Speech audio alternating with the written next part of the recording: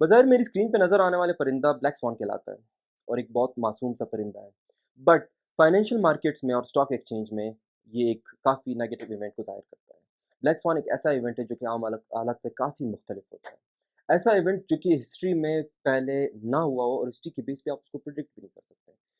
Black swan event ऐसा event है जो कि एक्सट्रीम और खातिर ख्वाह असरअंदाज करने वाला इवेंट होता है। ब्लैक स्वान इवेंट जैसे कि सबसे मुख्तलिफ और अनप्रिडिक्टेबल होता है। बट जब ब्लैक स्वान गुजरता है, ब्लैक स्वान निकल जाता है, ब्लैक स्वान हो जाता है और फाइनेंशियल मार्केट में एक नेगेटिव इवेंट गुजर जाता है, तो उसके लिए एक लॉजिकल एक्सप्लेनेशन भी अ, होती है।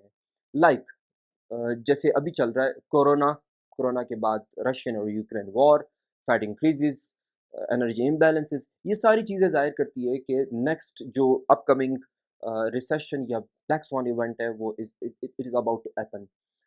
रिसेशन और ब्लैक स्वान का इम्पैक्ट क्रिप्टो पे। द फॉल ऑफ S&P 500 का सब्सिक्वेंट जो उसका इम्पैक्ट है वो क्रिप्टो मार्केट पे भी होता है।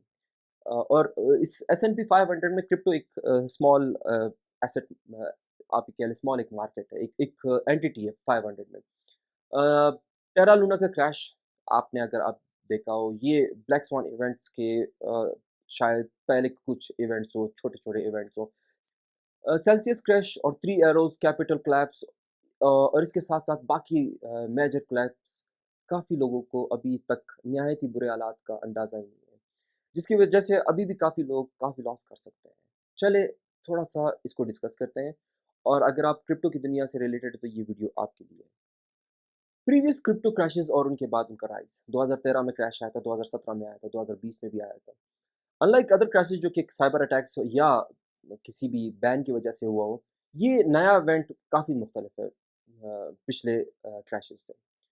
अ, इस दफ़ा ओवर लेवरेज कंपनीज़ और उनकी मिस मैनेजमेंट की वजह से काफ़ी विथड्रॉअल बंद हो चुकी है।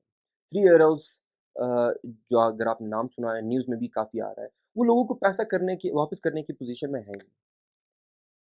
इसकी मेन वजह मिसमैनेजमेंट है और ये एक डोमिनो इफ़ेक्ट है। एक इफ़ेक्ट के बाद दूसरा इफ़ेक्ट आता है और दूसरे इफ़ेक्ट के बाद तीसरा इफ़ेक्ट आता है और सारे के सारे नेगेटिव इफ़ेक्ट एक एक्सट्रीम इफ़ेक्ट को जन्म देते हैं। क्रिप्टो मार्केट से एक दूसरी नेगेटिव न्यूज़ है एम्प्टी कॉक्स की। 3 बिलियन वर्थ ऑफ बिटकॉइन जो है एम्प्टी कॉक्स रिलीज़ करने वाला है। एम्प्टी कॉक्स एक पुरानी एक्सचेंज थी जो कि 2014 में क्लोज़ हो गई थी। उसके बाद काफ़ी केसेस चले और लोगों ने अपना पैसा वापस करने की काफ़ी कोशिश की और अब जाके अगस्त में उनका एक इवेंट आने वाला है जो कि वो अपने जितने भी यूज़र्स थे उनको बिटकॉइन रिलीज़ कर रहे हैं।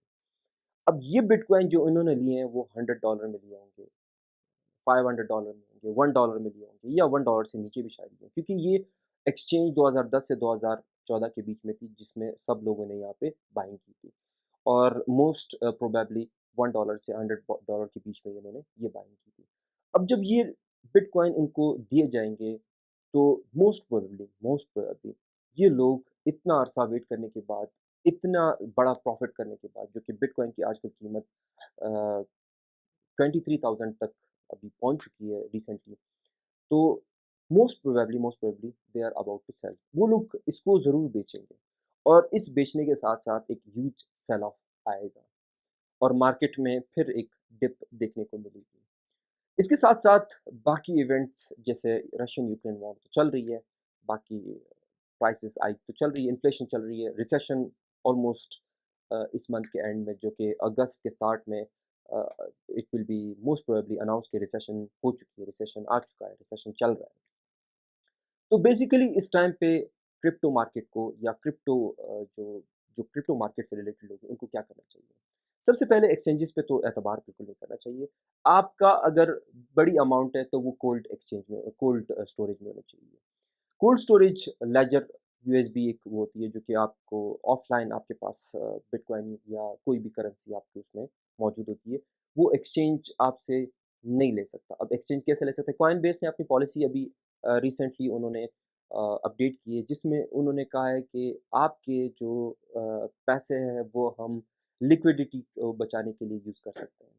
एक बहुत बड़ी चीज़ है, मतलब इसका मतलब यही है कि आप एम्प्टी बॉक्स की तरह कॉइनबेस पे फिर केस नहीं कर सकेंगे, क्योंकि इनके टर्म्स एंड कंडीशन पे आप पहले साइन करते हैं, उसके बाद फिर आप ट्रेडिंग करते हैं। तो ऐसे काफ़ी एक्सचेंजेज़ हैं जो कि आपका पैसा वापस करने की पोज़ीशन में नहीं होती और आपका पैसा डूब जाता है। तो इसके लिए सबसे बेस्ट है आप लेजर में अगर आपकी बड़ी अमाउंट है तो आप लेजर में उसको कन्वर्ट करके कोल्ड स्टोरेज में कन्वर्ट करके उसको कहीं पर रखते हैं।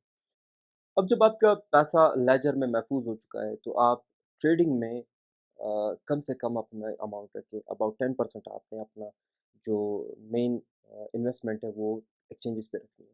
और वो 10% भी डाइवर्सिफ़ाई होनी चाहिए, वो एक कॉइन में नहीं होनी चाहिए। अ, सबसे ज़्यादा मैं लूना की एग्ज़ाम्पल देता हूँ, लूना एक टाइम पे टॉप 10 में था और all of a sudden zero crash और ख़त्म। वो कुछ भी नहीं है आप लोगों के पास। तो आपका अगर डाइवर्सिफ़ाई पोर्टफ़ोलियो हो तो आपको ये चीज़ें बहुत कम नुकसान पहुँचा सकती है। ऑन द अदर एंड अगर आपने एक ही कॉइन में सारे के सारे पोर्टफ़ोलियो सारा का सारा पैसा लगाया है तो आपका पैसा डूब भी सकता है। तो इन चीज़ों से बचने के लिए स्पेशली ब्लैक स्वान इवेंट में इस चीज़ों से बचने के लिए आपने अपने पोर्टफ़ोलियो को डाइवर्सिफ़ाई करना है और कम से कम पैसे इस टाइम पे आपने एक्सचेंज में रखने हैं। ज़्यादा से ज़्यादा आपके कॉइन्स लेजर में होने चाहिए अगर आपने लॉन्ग टर्म इन्वेस्टमेंट करनी है। इसके साथ-साथ थोड़ी बहुत ट्रेडिंग करते रहें, मगर वो ट्रेडिंग एक्सट्रीम रिस्क मैनेजमेंट को मद्देनज़र रखते हुए आपने करनी है और stay safe, trade safe. Thank you.